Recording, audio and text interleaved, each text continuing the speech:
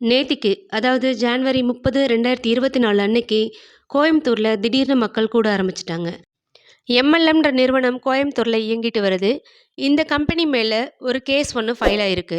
இந்த கேஸ்க்காக தான் இந்த ஆயிரக்கணக்கான மக்கள் கோயம்புத்தூர்ல கூடியிருக்காங்க. இவங்க கூடுனது அந்த கம்பெனி தங்கள மோசடி பண்ணிட்டாங்கன்றதுக்காக இல்ல. அந்த கம்பெனிக்கு ஆதரவா, அதாவது போட்ட கேஸ் பொய் கேஸ் அப்படின்னு சொல்லி தான் மக்கள் எல்லாரும் கோயம்புத்தூர்ல இன்னைக்கு திரண்டு போராட்டம் பண்ணிக்கிட்டு இருக்காங்க. உண்மையிலேயே இந்த மக்கள் யாரு அப்படின்னா, இந்த கம்பெனில இன்வெஸ்ட் பண்ணவங்க தான். பொதுவா இந்த மாரி சிட் ஃபண்ட் கம்பெனிஸ் மேல தான் மக்கள் வழக்கு தொடுப்பாங்க. சிட் ஃபண்ட் கம்பெனிஸ் மோசடி பண்ணிட்டாங்கன்னு சொல்லி தான் வழக்கு போடுவாங்க. ஆனா இங்க ரொம்ப வித்தியாசமா இந்த கம்பெனிக்கு ஆதரவா மக்கள் போராட்டம் பண்றாங்க. எம்எல்எம் அப்படின்றது மல்டி லெவல் மார்க்கெட்டிங் கம்பெனி. இந்த மல்டி லெவல் மார்க்கெட்டிங் கம்பெனிக்கு எதிரா கோயம்புத்தூரோட central crime branch case file பண்ணியிருக்காங்க. இந்த கம்பெனி மை வி3 ஆட்ஸ் அப்படின்ற பேரில் யூடியூப்பில் சேனல் நடத்திட்டு இருக்காங்க. இதில் பல வகையான ஆட்ஸ் டெலிகாஸ்ட் பண்ணிட்டு இருப்பாங்க. இதை பார்க்குற மக்களுக்கு வருமானம் இருக்கும்னு சொல்லி இந்த யூடியூப் சேனல் நடந்துட்டு வருது. இந்த கம்பெனி நிதி நிறுவனம் நடத்துறதுக்கான சில விதிமுறைகளை மீறினதா சொல்லி இந்த கம்பெனி மேலே கேஸ் போட்டிருக்காங்க கோயம்புத்தூரோட சேர்ந்த சென்ட்ரல் கிரைம் பிரான்ச். இந்த கேஸ் இந்த எம்எல்எம் நிறுவனத்தின் மீதும் இந்த நிறுவனத்தோட உரிமையாளர் மீதும் ஃபைல் பண்ணப்பட்டிருக்கு. இந்த கேஸை ஃபைல் பண்ணவர் cyber crime police sub inspector. Prize chits and money circulation schemes banning act 1978 படி செக்ஷன் 3 and 4ல் இந்த கேஸ் ஃபைல் ஆயிருக்கு. இதன்படி நிறுவனத்தில் அதிகமான நபர்களை சேர்த்தல், நபர்களிடமிருந்து அதிகப்படியான பணம் வசூலித்தல், இந்த மாதிரியான குற்றங்களின் அடிப்படையில் இந்த கேஸ் ஃபைல் பண்ணப்பட்டிருக்கு.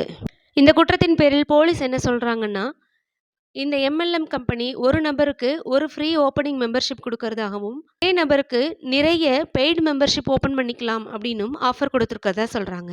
அது மட்டும் இல்லாமல் இந்த எம்எல்எம் ஃபார்மில் இன்வெஸ்ட்மெண்ட் பண்ணுறதா இருந்தாலோ அல்லது அட்வர்டைஸ்மெண்ட் பார்க்குறது, இந்த மாதிரி எல்லா ஆப்ரேஷன்ஸுமே அவங்களுக்குன்னு பிரத்யேகமாக தயாரிக்கப்பட்ட ஒரு அப்ளிகேஷன் மூலமாக தான் நடக்குதுன்னு சொல்லிட்டு இருக்காங்க. தமிழ்நாடு, ஆந்திரா, தெலுங்கானா, கர்நாடகான்னு பல்வேறு மாநிலங்களைச் சேர்ந்த 5 லட்சத்துக்கும் மேற்பட்ட மக்கள் இந்த அப்ளிகேஷன்ஸை டவுன்லோட் பண்ணி யூஸ் பண்ணிட்டு இருக்கிறதா சொல்கிறாங்க. இந்த நிறுவனத்தில் பெய்ட் மெம்பர்ஷிப் ஓப்பன் பண்ணுறவங்களுக்கு ஹெர்பல் பேக்ஸும் ஆயுர்வேதிக் கேப்சூல்ஸ், அதாவது ஆயுர்வேதிக் மாத்திரைகளும் இந்த கம்பெனி மூலமாக ப்ரொவைட் பண்ணுறதா சொல்கிறாங்க. குறிப்பாக இந்த மாத்திரைகள் மருத்துவரோட பரிந்துரை இல்லாமல் தான் கொடுத்துட்ருக்காங்க. மருத்துவர் பரிந்துரை இல்லாமல் கொடுக்கப்படுற மாத்திரைகளால் மக்களுக்கு பின்விளைவுகள் ஏற்படலாம்ன்ற அச்சமும் இருக்குது. இந்த எம்எல்எம் ஃபார்மில் ஒரு நபர் பெய்ட் மெம்பர்ஷிப் ஓப்பன் பண்ணதுக்கப்புறம் அவருக்கு கீழே பல்வேறு நபர்களை சேர்த்து விடும் பொழுது அவருக்கு ஒரு குறிப்பிட்ட தொகை பரிசாக கொடுக்கப்படுதுன்னு சொல்கிறாங்க.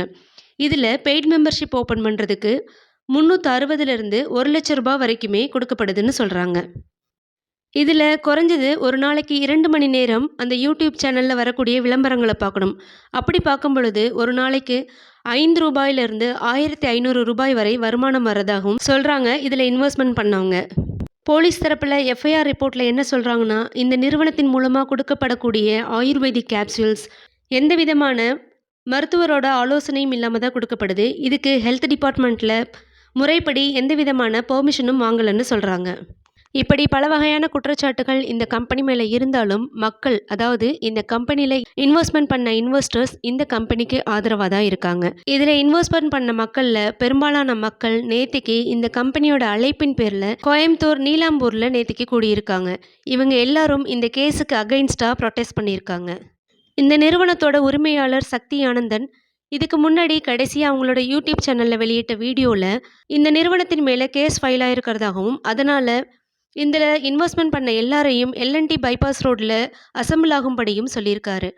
இதில் அவர் அந்த மக்களை போராட்டத்தில் கலந்துக்கும்படியும் அறிவுறுத்தியிருக்காரு. இவரோட அறிவுரையின் பேரில் தான் ஆயிரக்கணக்கான மக்கள் திடீர்னு நேற்று கோயம்புத்தூரில் கூடியிருக்காங்க. பல்வேறு மாநிலங்களைச் சேர்ந்த மக்கள் இந்த இடத்துல கூடின அதே நேரத்தில் மிஸ்டர் ஆனந்தனும் இந்த இடத்துக்கு வந்திருக்காரு. போலீஸ் எவ்வளவோ சொல்லியும் கலைஞ்சு போகாத மக்கள் அந்த நிறுவனத்தோட அதிகாரி சொன்னதுக்கப்புறம் கலைஞ்சு போயிருக்காங்க. பலதரப்பட்ட பேச்சுவார்த்தைக்கு பிறகு அந்த மக்கள் அங்கேருந்து கலைஞ்சு போயிருக்காங்க. இதில் குறிப்பாக ஒரு சிலர் பெட்டிஷனும் கொடுத்துருக்காங்க. அதாவது இந்த கம்பெனி மேலே போடப்பட்ட வழக்கு பொய் வழக்குன்னு நிறைய பேர் பெட்டிஷன் கொடுத்துருக்காங்க. இந்த பெட்டிஷன்ஸ் வாங்கினதுக்கு அப்புறம் தான் மக்கள் அந்த இடத்துல இருந்து கலைஞ்சு போயிருக்காங்க. இந்த போராட்டத்துக்கு அப்புறமும் இந்த கம்பெனி மேலே ஒரு கேஸ் ஃபைல் ஆயிருக்கு. அது என்னன்னா, எந்த விதமான முன்னறிவிப்பும் இல்லாமல் பொது இடங்களில் மக்கள் கூடினது தான். நேத்திக்கு மட்டும் கிட்டத்தட்ட 10,000த்துக்கு மேற்பட்ட மக்கள் அங்கே அனுமதியின்றி கூடியிருக்காங்க. இதனால் இருகூரோட விஏஓ ராமசாமி அவர்கள் கொடுத்த புகாரோட பேரில் சட்டவிரோதமான கூட்டத்தில் மக்களை ஒன்று சேர ஆட்களை சேர்த்தல், முறையற்ற தடுப்பு மற்றும் பொது இடங்களில் தொல்லை கொடுத்தல் ஆகிய 3 பிரிவுகளில் வழக்கு பதிவு செஞ்சுருக்காங்க.